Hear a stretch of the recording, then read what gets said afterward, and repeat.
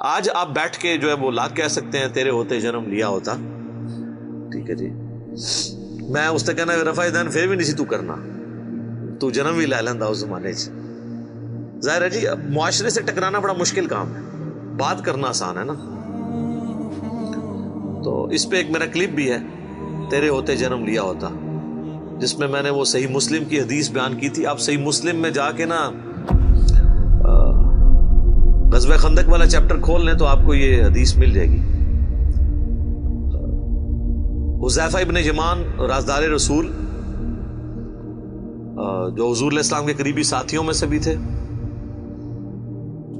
ان کے سامنے چند تابعین نے کہا کہ حضرت کتنے آپ خوش نصیب ہیں, حضور کا آپ نے دور پایا ہے, کاش ہم بھی اس زمانے میں ہوتے تو جس طرح آپ نے حضور کے ساتھ جنگیں کی, آپ کے ساتھ مل کے آپ نے دین کا کام کیا, ہم بھی کرتے.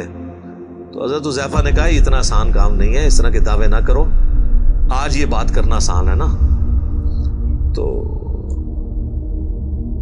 نبی صلی اللہ علیہ وآلہ وسلم کے مبارک زمانے میں انہوں نے کہا میں تمہیں ایک واقعہ صرف سناتا ہوں کہ غزوہ خندق کے موقع پہ سخت سردیوں کی رات تھی, تو حضور علیہ السلام نے ندا دی اصحاب میں کہ کون ہے جو جا کے کافروں کی جاسوسی کرے ایک سخت رات کے اندر اور جنت میں اللہ کے نبی کا پڑوس حاصل کر لے. اللہ اکبر, ہاں سبحان اللہ. اوتے کو نکلوتا.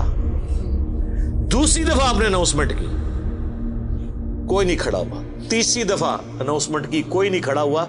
سب یہی کہتے خود ہی حضور کسی کی ڈیوٹی لگا دیں, اتنی سخت سردیاں, اور پھر کافروں کے تیروں کا اندیشہ بھی تھا. حتیٰ کہ بخاری مسلم میں آتا ہے کہ آپ علیہ السلام کی نماز عصر اور مغرب قضا ہو گئی تھی اسی میں, عشاء کے وقت میں جا کے آپ نے نمازیں پڑھی, کیونکہ وہ سامنے سے تیر آتے تھے. تو ظاہر ہے جو رات کو اگر یہاں سے کوئی جاسوسی کے لیے جاتا تو وہاں بھی تو ان کے ایجنٹ کھڑے ہوئے تھے. تو 3 دفعہ آپ نے اناؤنسمنٹ کی, چوتھی دفعہ آپ نے فرمایا حذیفہ. تو حضرت حذیفہ کہتے ہیں میں نے دل میں سوچا لو جی اب میں مارا گیا, میری ڈیوٹی لگ گئی. اچھا یہ ان کی سچائی تھی, انہوں نے بتا دیا. یہاں تو لوگ ایکٹنگ کرتے ہیں نا جی, میں تو آج تک جناب میں تو گل منہ تے کرنا, آج تک کسی بندے نو سنیا جو جھوٹے تے جھوٹے نو بھی وہ کہے ہوئے کہ میں پیچھے گل کرنا, تکیہ کلام ہے کرتے رہو, میں تو منہ تے گل سیدھی کری دی جی. اچھا تو حضرت حذیفہ کہتے ہیں کہ حضور نے جب بلایا تو مجھے کہا جاؤ.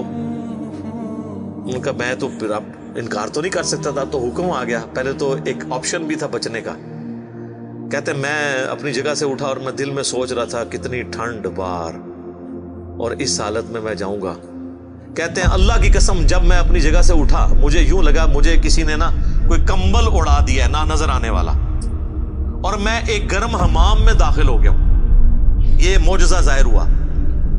اور کہتے ہیں میں سخت سردیوں کی رات میں اسی طریقے سے باہر چلا گیا, جا کے میں نے جاسوسی کی. اور کہتے ہیں کہ ایک لمحہ آیا کہ ابو سفیان میرے ایک تیر کے نشانے پہ تھا, تو میں نے کوشش کی کہ میں اس کو ادھر ہی مار دوں, لیکن مجھے حضور کی بات یاد آئی, آپ نے بھیجتے وقت کہا تھا کہ دیکھنا کسی پہ تیر نہیں چلانا, کوئی نواں ماز نہ کھول کے آ جائیں, ایک کام نہ کریں. تو کہتے ہیں پھر میں رک گیا, ابھی حضور نے منع کیا. ظاہر ہے پھر رات کو جنگ چھڑ جاتی, پھر ایک نیا. ظاہر ہے یہ دیکھیں ڈسپلن تو نہیں لوز کرنا نا, جو لیڈر ہے اس کے اس مشورے کو لے کے چلنا ہوتا ہے جس طرح وہ کہتا ہے. کہتے ہیں میں خیر واپس آیا. کہتے ہیں جیسے میں حضور کی مجلس میں داخل ہوا تو یہ تھرو آؤٹ ایک نہ نظر آنے والا ایک گرمائش والا کمبل جو نظر نہیں آ رہا تھا, جس سے مجھے ٹھنڈ نہیں لگ رہی تھی. جیسے میں اپنا وہ کام پورا کر کے حضور کو آ کے پوری مخبری کی کہ یہ اس وقت وہ تیر کمان رات کو بیٹھ کے تیز کر رہے ہیں, اتنے لوگ ہیں, اتنے یہ ہیں. آگے حضور صلی اللہ علیہ وسلم کو خبر دی, تو جیسے ہی میں فارغ ہوا تو مجھے پھر ٹھنڈ لگنا شروع ہو گئی. تو حضور علیہ السلام نے اپنی مبارک چادر مجھے اڑا دی. تو یہ وہ پوری حدیث ہے تیرے ہوتے جنم لیا ہوتا.